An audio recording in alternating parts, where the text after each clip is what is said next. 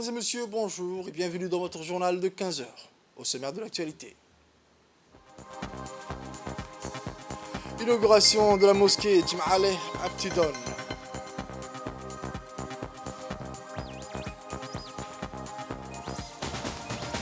Autre actualité nationale dans la capitale, la police nationale renforce les opérations de sécurité publique. Et enfin, pour les actualités internationales, un navire de Médecins sans frontières sauve 440 migrants en Méditerranée. C'était les titres, mesdames et messieurs, les détails de ce journal à présent. Je vous le disais dans les titres, le président de la République, Al-Hajj Ismaël Marguelé, a procédé ce vendredi, juste avant la prière de midi, à l'inauguration d'une nouvelle mosquée. À son arrivée, le président de la République, M. Ismaël Marguelé, a été accueilli par les hauts dignitaires de la société de construction Al-Bourouj, les membres du gouvernement, parmi lesquels le ministre des Affaires musulmanes et des biens Warf, M. Moumen Hassan Barre, et le chef de la diplomatie djiboutienne, M. Mahmoud Ali Youssouf, qui ont pris part à la cérémonie d'inauguration de la nouvelle mosquée Jim'aleh Abtidon, placée sous l'égide du président de la République. Cette journée marquée d'une pierre blanche a été l'occasion pour les fidèles qui sont venus à grande pompe pour la grande prière du vendredi. Il convient de noter que la mise en service de cette nouvelle mosquée accroît significativement le niveau d'édifice religieux à portée des habitants qui nouent désormais la perspective de se retrouver en grand nombre pour pratiquer leur culte.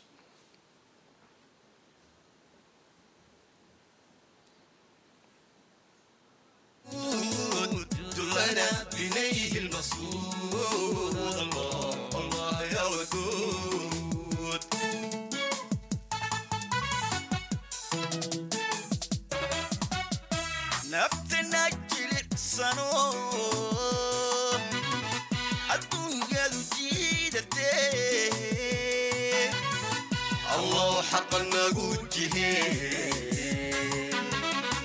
الله حقا نقول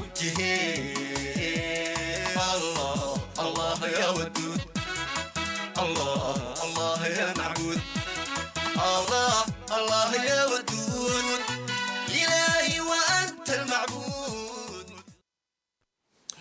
Nous sommes en plein Ramadan et notre collègue Hamza Mohamed est parti pour vous à la rencontre de l'interniste cardiologue Dr Mouhyiddine Ahmed Omar à l'hôpital Cheikho de la commune de Balbala. Comment les patients qui souffrent de problèmes de cœur ont affronté le Ramadan? Quels sont les conseils du Dr Mouhyiddine? La suite dans cet entretien. On écoute.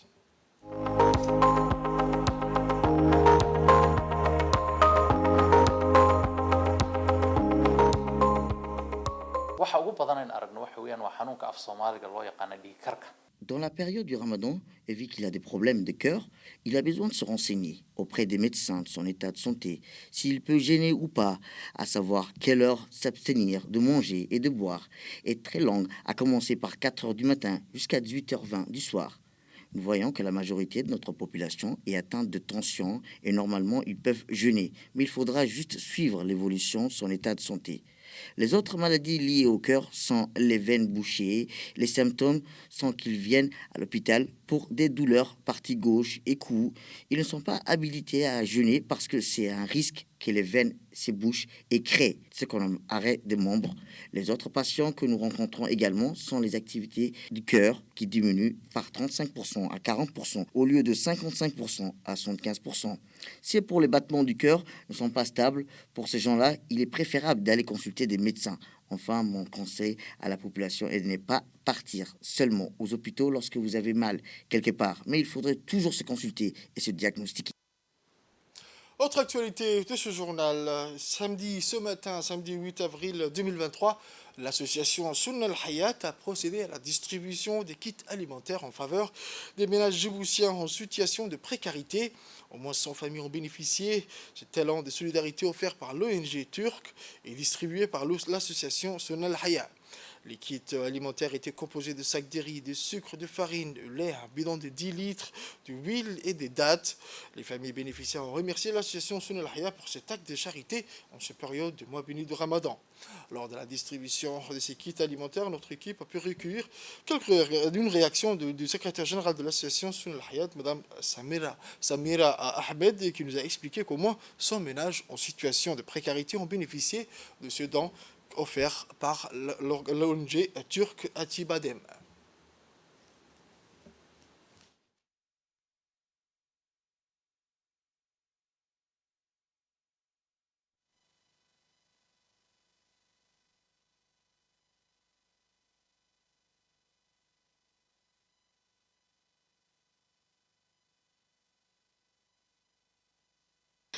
Aujourd'hui, nous sommes en train de distribuer dans le cadre du projet turc avec le centre médical Acibadem. Nous avons distribué à 100 ménages qui sont en situation de précarité. Je vous remercie. Salam alaikum. Je vous emmène au sud du pays à présent, à Ali Sabié, où en cette période du mois béni du Ramadan, les pastèques inondent le marché de la ville Assadjouk. Elle domine le marché, c'est le fruit par excellence pour étancher sa soif. Lors de la rupture du jeûne, la pastèque est en pole position. Il faut dire que la consommation du pastèque augmente de façon significative en période de Ramadan dans la ville Assadjouk. Sa peau épais met aussi à l'abri une quantité intéressante de vitamine B ainsi qu'une bonne dose de carotène aux propriétés antioxydantes, parole des scientifiques. En effet, à Ali Sabié, le Ramadan est également l'occasion pour les jeunes de s'adonner à des tournois sportifs. Ainsi, le football, le handball ou encore la pétanque sont très pratiqués durant cette période. Les jeunes prennent d'assaut les terrains omnisports dans chaque quartier et se confrontent avec beaucoup de fair play pour des titres très glorieux.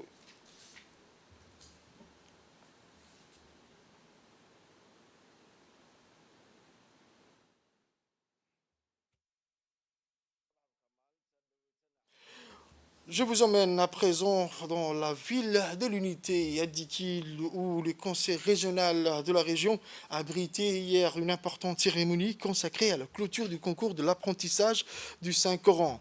On prépare à cet événement riche en émotions le préfet M. Aden Darar Moussa, le président du conseil régional M. Mahad Hussein Ahmed, le vice-président du conseil régional M. Ibrahim Gouro, les ulama et les représentants de la société civile. Cette manifestation coranique a pour objectif d'inciter les jeunes à mieux assimiler les préceptes du Saint-Coran et de les fédérer autour d'une noble valeur musulmane. Le concours se compose de 3 niveaux. Le premier niveau est le Saint-Coran complet, et le deuxième niveau est de 20 chapitres et le troisième est de 10 chapitres de Saint-Coran. Cet événement de concours de l'apprentissage du Saint-Coran a clôturé dans de meilleures conditions.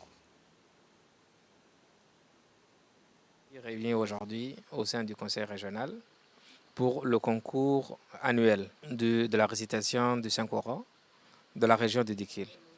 Nous sommes à la 2e édition cette année et le concours se déroule aujourd'hui dans le siège du conseil régional. Donc, ça a été un grand succès pour sa 2e édition. Nous avons pu aujourd'hui faire concourir 60 candidats issus de 10 instituts d'apprentissage. Nous avons pu faire concourir les candidats sur 5 niveaux. Donc, nous avons pu toucher un grand ensemble et ça a été une réussite que nous pouvons saluer aujourd'hui. Donc, et dans cette optique, je voudrais rendre un vibrant hommage et féliciter le comité d'organisation qui a fait que cette cérémonie se déroule dans de très très bonnes conditions. De Zio, je ne manquerai pas de remercier et d'encourager également les jurys et qu'ils ont pu acheminer de Djibouti pour qu'il y ait une transparence des plus concrètes. Retour à Djibouti-Ville, la capitale ou dans les artères de la capitale. Les opérations de contrôle routier qui ont débuté jeudi soir se poursuivent toujours. Ce contrôle destiné à rappeler aux automobilistes l'importance du respect du code de la route. En effet, il a été constaté que 95 des accidents routiers étaient causés par les conducteurs qui, au détriment de leur propre vie, mettent aussi la vie de leurs concitoyens en danger. C'est dans cette optique que la Direction générale de la police nationale a débuté ses opérations de vérification sur toutes les artères de la ville. Repartis sur plusieurs barrages dans toute la capitale, les policiers de la sécurité routière assistés des éléments de la compagnie d'intervention effectuent jusqu'à très tard dans la nuit des contrôles. Ces opérations de grande envergure entreprises par la police nationale visent à assurer la sécurité de notre population et à préserver également la sécurité des usagers de la route tels que les piétons et les conducteurs à deux roues. En effet, il a été constaté que les automobilistes s'adonnent à des pratiques dangereuses en ne respectant pas le feu de signalisation et de ce fait, ils mettent en danger la vie de nos concitoyens. La Direction générale de la police nationale, engagée à veiller à la sécurité de notre population, poursuivra ces opérations jusqu'à ce que les automobilistes prennent conscience de la dangerosité de leur comportement sur les routes. Nous allons écouter à présent un extrait de la réaction du commandant Abdelrazak Aden Moussa, commandant de la sécurité routière. En dépit de nos campagnes de sensibilisation de l'année passée, nous avons été amenés à constater que les accidents de la circulation routière sont de plus en plus croissants. De ce fait, sur instruction du directeur général de la police nationale, colonel Abdelrahman Ali Kahin, nous avons décidé de mettre en place des opérations d'envergure axées sur le contrôle routier en vue de préserver la vie des usagers de la route et de nos concitoyens. Nous voulons continuer ces opérations jusqu'à ce que le comportement des chauffards change, puisque 95% des accidents sont dus au comportement humain. Il faut donc travailler sur le comportement humain pour pouvoir constater un changement en la matière. C'est la raison pour laquelle nous avons mis en place ces opérations d'envergure qui se dérouleront jusqu'au moment utile. La police nationale mène tous les soirs des opérations de lutte contre la délinquance et la criminalité dans plusieurs secteurs de la ville. À cet effet, les éléments des compagnies d'intervention restent mobilisés pour mener des descentes dans des secteurs identifiés comme étant des foyers de vente de stupéfiants et de l'immigration clandestine. Placés sous la houlette de la Direction générale de la police nationale, les policiers effectuent tous les soirs des opérations de ratissage des lieux de haute criminalité à Djibouti. Cette opération qui s'inscrit dans le cadre de lutte contre l'immigration clandestine permet tous les soirs l'arrestation d'une cinquantaine de migrants installés sur la voie publique et qui s'adonnent à des activités illégales telles que la vente des stupéfiants. Ces opérations de lutte contre l'immigration clandestine se poursuivront d'une manière permanente dans tous les secteurs détectés comme étant des zones de criminalité potentielle. Sport à présent, les joueuses de handball de Djibouti s'apprêtent à participer à l'édition 2023 de l'IHF Trophy en Tanzanie.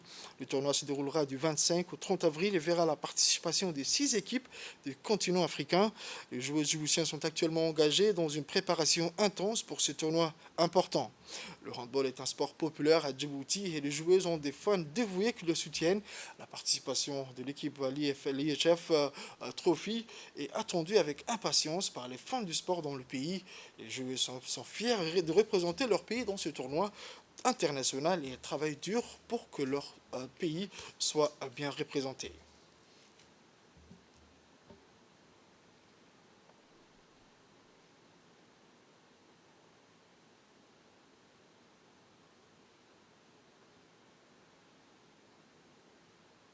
Nous allons écouter à présent le secrétaire général de la Fédération du handball djiboutienne. Nous voici réunis ce soir durant ce mois béni de Ramadan pour assister aux préparatifs des préparations pour la participation des 2 équipes nationales cadettes et juniors filles de Djibouti à l'IHF Challenge Trophy qui a lieu tous les 2 ans. Et cette année, cette session se déroulera en Tanzanie du 23 au 30 avril. Donc la participation de ce tournoi verra, outre Djibouti, le Sud-Soudan, la Somalie, l'Éthiopie, le Burundi, l'Ouganda. Et nous voici réunis au complexe sportif, au complexe de sport et de loisirs des femmes pour suivre les entraînements des deux équipes nationales qui se préparent activement pendant ce mois béni de Ramadan. Donc nous tenons à remercier nos partenaires cadres sans qui nous ne pouvons pas participer à ce tournoi, qui sont l'IHF, la Fédération internationale de handball, le secrétariat d'État au sport qui a permis, outre d'acheter les tenues, les ballons, le matériel, ainsi que diverses primes de participation. Et nous devons aussi remercier aussi le Comité national olympique de Djibouti, sans qui notre participation n'aurait pu pas être effective. Donc vous assistez aux entraînements des deux équipes nationales, cadettes et juniors, qui sont généralement composées de filles de l'éducation nationale. Donc la fédération de handball les entraîne et vont partir bientôt dans ce cadre-là. Donc je tenais à remercier aussi le président, les bénévoles, ainsi que tous les cadres de la fédération, en espérant que le résultat de ce tournoi soit un résultat positif pour nos femmes, pour qui participent sur le plan africain.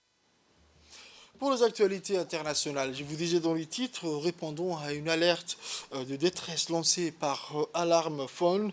Le navire de sauvetage MSF a atteint le bateau en bois de migrants et selon son rapport, après 11 heures d'opération, il a pu sauver au total de 440 personnes, dont 8 femmes et 30 enfants. Une personne dans un état grave a été évacuée par hélicoptère dans la nuit, suivant le sauvetage, tandis que 100 personnes ont été transférées sur un navire de la marine italienne au large de la Sicile le lendemain. Selon le MSF, les survivants venaient de Syrie, du Pakistan, du Bangladesh et du Sri Lanka ont déclaré avoir été en mer pendant plus de 4 jours, dont les derniers sans eau ni nourriture. Autre actualité internationale, le Parlement togolais a prolongé de 12 mois l'état d'urgence sécuritaire, mais dans la région de Savane, située dans l'extrême nord du Togo, en proie à des incursions de groupes djihadistes depuis novembre 2021. Décrété en juin 2022 par le président togolais Faure, l'état d'urgence a pris fin il y a quelques semaines après une première prolongation de 6 mois en septembre. Petit pays d'Afrique de l'Ouest, le Togo subit depuis novembre 2021 des attaques terroristes dans l'extrême nord de son territoire, en proie à des incursions des groupes djihadistes présents de l'autre côté de sa frontière au Burkina Faso. Les attaques se sont multipliées ces derniers mois dans cette zone, selon les informations fréquemment relayées par la presse locale. C'est tout pour ce journal de 15h, mesdames et messieurs. Merci à vous de l'avoir suivi et restez avec nous pour la suite du programme sur Télé Djibouti.